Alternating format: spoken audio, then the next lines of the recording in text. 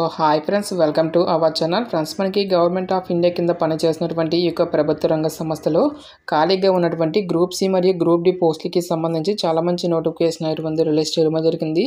ఈ యొక్క పోస్టులకి చేరగానే మనకి 40,000కి పైగానే మనకి శాలరీ అనేది రావడం జరుగుతుంది. 18 years to 42 years లోపు ఉన్నటువంటి క్యాండిడేట్స్ అందరూ కూడా ఇక వేకెన్సీస్కి అప్లై అయితే చేసుకోవచ్చు. 10th class to degree qualification కలిగినటువంటి మేల్ అండ్ ఫీమేల్ క్యాండిడేట్స్ ఇద్దరు కూడా ఇక వేకెన్సీస్కి అప్లై అయితే చేసుకోవచ్చు. ఎటువంటి ఎక్స్పీరియన్స్ అంటే కూడా ఏమి కూడా ఉండాల్సినటువంటి అవసరం అయితే లేదు గైస్. ఈ విధంగా ఇక నోటిఫికేషన్కి సంబంధించి టోటల్ డీటెయిల్స్తో పాటు అప్లికేషన్ ప్రాసెస్ కూడా చెప్తాను కాబట్టి స్కిప్ చేయకుండా ఎండ్ వరకు చూసి అప్లికేషన్స్ అయితే సబ్మిట్ అయితే చేసుకోండి. ఫస్ట్ టైం మన ఛానల్ని విజిట్ చేస్తున్నా కనుక సబ్స్క్రైబ్ అయితే చేసుకోండి. అదేవిధంగా పక్కనే వచ్చే బెల్ ఐకాన్ కూడా యాక్టివేట్ చేసి పెట్టుకోండి ఫ్రెండ్స్. మీరు ఇచ్చేటువంటి లైక్స్ అలా ఎంకరేజింగ్ అండ్ మోటివేషన్గా ఉంటాయి కాబట్టి సో ప్రతి ఒక్కరు కూడా వీడియోని లైక్ చేసి మీ ఫ్రెండ్స్ అండ్ ఫ్యామిలీ మెంబర్స్కి అయితే షేర్ చేయండి ఫ్రెండ్స్. డిస్క్రిప్షన్లో WhatsApp and Telegram channel link అనేది ఇవ్వడం జరిగింది. సో ఇంకెవరైనా జాయిన్ అవ్వట్లేదు కనుక జాయిన్ అయితే అవ్వండి. ఫ్రెండ్స్, ఇక పోస్టులకి సంబంధించి ఇంపార్టెంట్ డేట్స్ విషయానికి వచ్చేటే కనుక ఆల్రెడీ మనకి December 15th నుంచి కూడా అప్లికేషన్ ప్రాసెస్ అనేది స్టార్ట్ కావడం జరిగింది.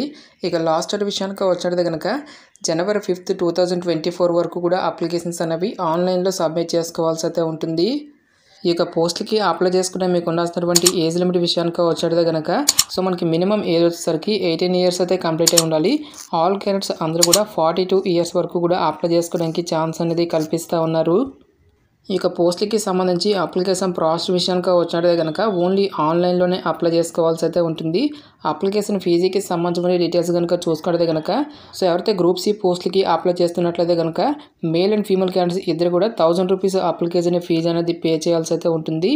సో గ్రూప్ డి పోస్టులకి అప్లై చేస్తున్నట్లయితే కనుక మేల్ అండ్ ఫీమేల్ క్యాండిడేట్స్ ఇద్దరు కూడా 600 రూపీస్ అప్లికేషన్ ఫీజు అనేది ఆన్లైన్లో పే చేయాల్సి అయితే ఉంటుంది.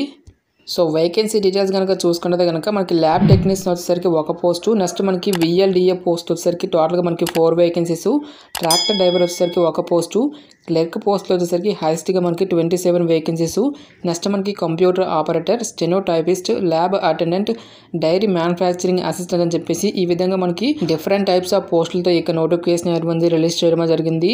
సో పోస్టుల వారిగా ఎడ్యుకేషనల్ క్వాలిఫికేషన్ కనుక చూసుకుంటే కనుక వెహికల్ అటెండెంట్ పోస్టులకు వచ్చేసరికి 10th క్లాస్ క్వాలిఫికేషన్ కలిగినటువంటి క్యాండిడేట్స్ అందరూ కూడా ఇక వేకెన్సీస్కి అప్లై అయితే చేసుకోవచ్చు.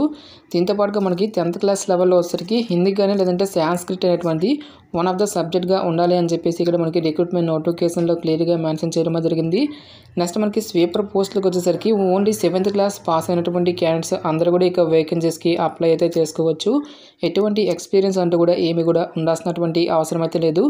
నెక్స్ట్ మనకి మెసెంజర్, హెల్పర్, వెల్డర్, అటెండర్ అనేటువంటి ఈ యొక్క అన్ని రకాల ఉద్యోగాలకి కూడా ఓన్లీ 10th క్లాస్ క్వాలిఫికేషన్ కలిగినటువంటి క్యాండిడేట్స్ అందరూ కూడా ఇక వేకెన్సీస్కి అప్లై అయితే చేసుకోవచ్చు. నెక్స్ట్ దీంతో పాటుగా మనకి 10th క్లాస్ లెవెల్లో హిందీ అండ్ సాంస్క్రిట్ అనేటువంటి వన్ ఆఫ్ ద సబ్జెక్ట్గా ఉండాలని చెప్పేసి ఇక్కడ మెన్షన్ చేయడం జరిగింది. నెక్స్ట్ మనకి యానిమల్ అటెండెంట్ అనేటువంటి ఈ యొక్క పోస్ట్కి వచ్చేసరికి 10th క్లాస్ క్వాలిఫికేషన్తో పాటు యానిమల్ హ్యాండ్లింగ్ అని లేదంటే యానిమల్ హస్బెండరీకి సంబంధించిన సర్టిఫికేట్ అనేటువంటి కూడా ఉండాల్సి అయితే ఉంటుందని చెప్పేసి ఇక్కడ మనకి మెన్షన్ చేయడం జరిగింది. నెక్స్ట్ మనకి డైరీ మ్యానుఫ్యాక్చరింగ్ అసిస్టెంట్ పోస్టులకు వచ్చేసరికి 10+2 అనేటువంటి దాన్ని మీరు ఎనీ స్ట్రీమ్లో పాస్ అయ్యి దీంతో పాటుగా డైరీ టెక్నాలజీకి సంబంధించిన డిసిప్లిన్స్లో డిప్లొమా కానీ లేదంటే బీటెక్ కంప్లీట్ చేసినటువంటి క్యాండిడేట్స్ ఇక వేకెన్సీస్కి అప్లై చేసుకోవాల్సి అయితే ఉంటుంది. నెక్స్ట్ ల్యాబ్ అటెండెంట్ పోస్టులకు వచ్చేసరికి ఎవరైతే సైన్స్ విభాగంలో ఇంటర్మీడియట్ కంప్లీట్ చేసినటువంటి క్యాండిడేట్స్ ఇక ల్యాబ్ అటెండర్ పోస్టులకి అప్లై అయితే చేసుకోవచ్చు. నెక్స్ట్ మనకి స్టెనో టైపిస్ట్ పోస్టులకు వచ్చేసరికి సో మీరు ఏదైనా ఒక విభాగంలో బ్యాచిలర్స్ డిగ్రీ అనేటువంటి దాన్ని కంప్లీట్ చేసినటువంటి క్యాండిడేట్స్ అందరూ కూడా ఇక వేకెన్సీస్కి అప్లై అయితే చేసుకోవచ్చు. దీంతో పాటుగా మనకి ఇంగ్లీష్ షార్ట్ హ్యాండ్కి సంబంధించిన స్కిల్స్ అనేవి మీకు డెఫినెట్గా అయితే ఉండాల్సి అయితే ఉంటుంది గైస్.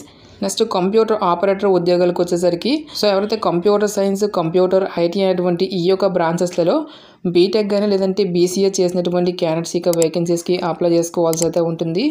నెక్స్ట్ మనకి క్లర్క్ పోస్టులకు వచ్చేసరికి మినిమం 50% ఆఫ్ మార్క్స్తో ఏదైనా ఒక విభాగంలో మీరు బ్యాచిలర్స్ డిగ్రీ కంప్లీట్ చేసినటువంటి క్యాండిడేట్స్ అందరూ కూడా ఇక క్లర్క్ పోస్టులకి అయితే అప్లై అయితే చేసుకోవచ్చు. దీంతో పాటుగా మనకి ఇంగ్లీష్కి సంబంధించిన టైపింగ్కి సంబంధించిన స్కిల్స్ అనేవి కూడా మీకు ఉండాల్సి అయితే ఉంటుంది.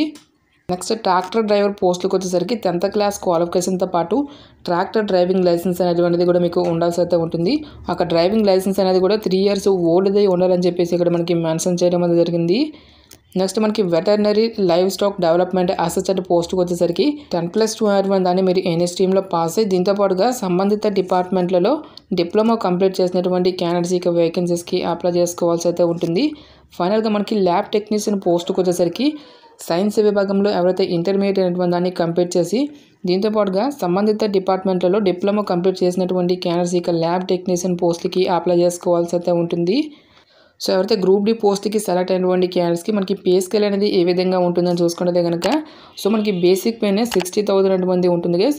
దీంతో పాటుగా మనకి మరికొన్ని అలవెన్సెస్ని కూడా మనకి పే చేయడం జరుగుతుంది. ఈ విధంగా మనకి అన్ని అలవెన్సెస్ కలుపుకుంటే మనకి అప్రాక్సిమేట్లీ వచ్చేసరికి 25,000కి పైగానే మనకి శాలరీ అనేది రావడం జరుగుతుంది. అన్ని క్యాస్ట్ల వరకు కూడా మనకి పోస్టులు అనేవి కేటాయించడం జరిగింది కాబట్టి ఇంట్రెస్ట్ ఎలిజిబుల్ క్యాండిడేట్స్ డెఫినెట్గా ఈ యొక్క ఆపర్చునిటీని అయితే యూటిలైజ్ అయితే చేసుకోండి. సో మీరు గ్రూప్ సి పోస్ట్కి సెలెక్ట్ అయినటువంటి క్యాండిడేట్స్కి సో మనకి బేసిక్ పేనే 35,400 రూపీస్తో పాటు అన్ని రకాల కేంద్ర ప్రభుత్వ అలవెన్సెస్ అన్ని కలుపుకుంటే మనకి నియర్లీ వచ్చేసరికి 50,000కి పైగానే మనకి శాలరీ అనేది రావడం జరుగుతుంది. ఈ యొక్క నోటిఫికేషన్ ద్వారా భర్తీ చేసినటువంటి ఈ యొక్క గ్రూప్ సి పోస్టులతో పాటు గ్రూప్ డి పోస్ట్కి సంబంధించి సెలక్షన్ ప్రాసెస్ అనేది ఏ విధంగా ఉంటుందని చూసుకుంటే కనుక కేవలం మనకి ఒకే ఒక రిటన్ టెస్ట్ ద్వారా ఇక సెలక్షన్ అనేటువంటి కంప్లీట్ అయితే చేయడం జరుగుతుంది.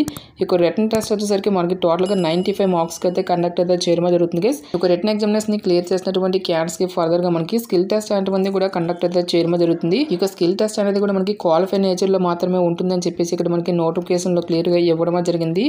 సో టాపిక్స్ కనుక చూసుకుంటే కనుక 75% ఆఫ్ మార్క్స్ అనేవి general awareness, reasoning, quantitative ability, English అని హిందీ అటువంటి ఈ యొక్క టాపిక్స్ నుంచి 75% ఆఫ్ మార్క్స్ అనేవి అలొకేట్ అయితే చేయడం జరుగుతుంది.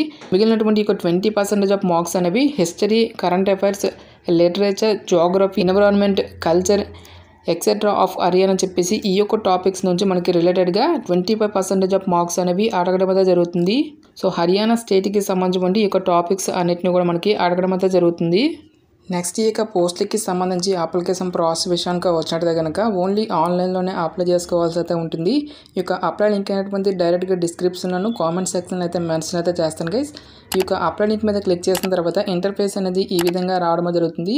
ఈ యొక్క వెబ్సైట్లో మనకి అకౌంట్ అనేటువంటి లేదు కాబట్టి ఫస్ట్ ఆఫ్ ఆల్ మనము రిజిస్ట్రేషన్ అనేటువంటి చేసుకోవాల్సి అయితే ఉంటుంది. ఇక్కడ మనకి రిజిస్టర్ అని చెప్పేసి ఇవ్వడం జరిగింది. ఈ యొక్క దానిపై మీరైతే క్లిక్ అయితే చేయండి గైస్. నెక్స్ట్ మీకు ఇంటర్ఫేస్ అనేది ఈ విధంగా రావడం జరుగుతుంది.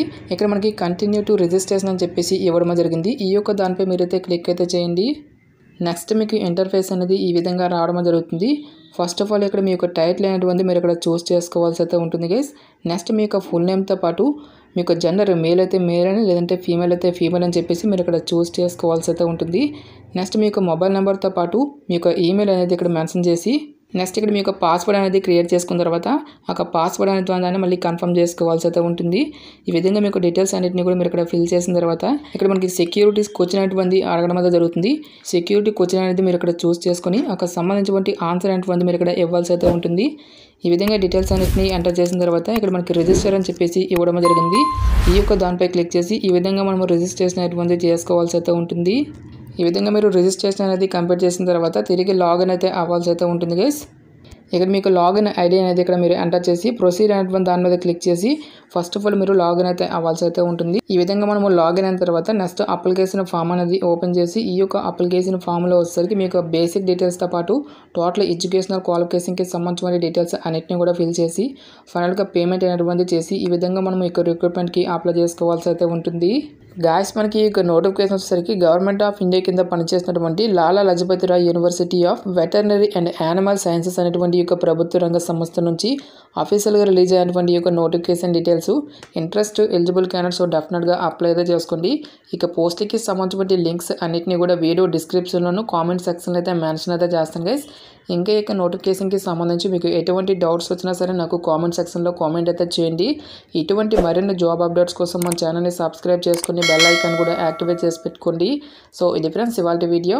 రేపు మరొక మంచి అప్డేట్తో మళ్ళీ మీ ముందుకు రావడం జరుగుతుంది. Thanks for watching. Have a nice day.